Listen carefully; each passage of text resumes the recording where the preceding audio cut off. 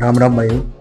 Guys आज मैं बहुत ज्यादा महत्वपूर्ण चीजों के ऊपर बात करने वाला हूँ। जैसे आज हमारा जो टॉपिक है वो किसी बिजनेस के रिलेटेड है, that's direct selling business.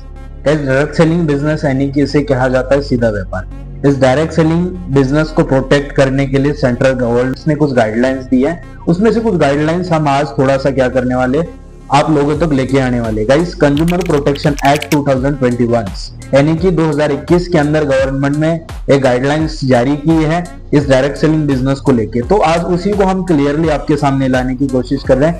Guys सबसे पहली गाइडलाइंस में से सबसे पहले इंपॉर्टेंट चीज क्या है कि पहली गाइडलाइंस है यानी एमसीए। इसके अंदर मेन चीज क्या है, एमसीए का मतलब क्या होता है, मिनिस्ट्री कॉर्पोरेशन अफेयर्स। यानी कि इस चीज के अंदर जो भी कंपनी इसके अंदर जिस कंपनी का डेटा है या मिनिस्ट्री कॉर्पोरेशन के अंदर जो भी कंपनी रजिस्टर है, पहली चीज वो गाइडलाइंस क्या कहती है कि जो कोई भी direct selling company ministry corporation affairs के अंदर क्या होनी चाहिए, रजिस्टर होनी चाहिए। दूसरी नंबर चीज DOCA, मैं समझाता हूं, डिपार्टमेंट ऑफ कंज्यूमर अफेयर्स, यानी कि department of consumer affairs monetary declarations होना बहुत ज्यादा जरूरी। मैं आज आपको समझाता हूं जैसे कि एक की सेल्फ डिक्लेरेशन सर्टिफिकेट होना बहुत ज्यादा जरूरी है जो डायरेक्ट सेलिंग को लेके काम करती है। अभी उसके अंदर महत्वपूर्ण चीज और है, जैसे कि बहुत सारी कंपनियां इस डायरेक्ट सेलिंग के नाम पे मार्केट के अंदर क्या कर रही है, पिरामिड स्कीम से काम करती है या मनी सर्कुलेशन का काम करती है, इनलीगल है। अभी दूसरी जो चीज मैंने आप लोगों को बताई उसी के अंदर जो कंज्यूमर प्रोटेक्शन एक्ट कहते हैं कि उसी के अंदर दिए गए हैं कि अभी जो भी डायरेक्ट सेलिंग कंपनी है उस कंपनी के अंदर जो एक्ट के अनुसार उस वेबसाइट के ऊपर मॉनिटरी डिस्क्लोजर्स यानी कि उसके अंदर कम से कम उस कंपनी की डिटेल जानकारी होना बहुत ज्यादा जरूरी है।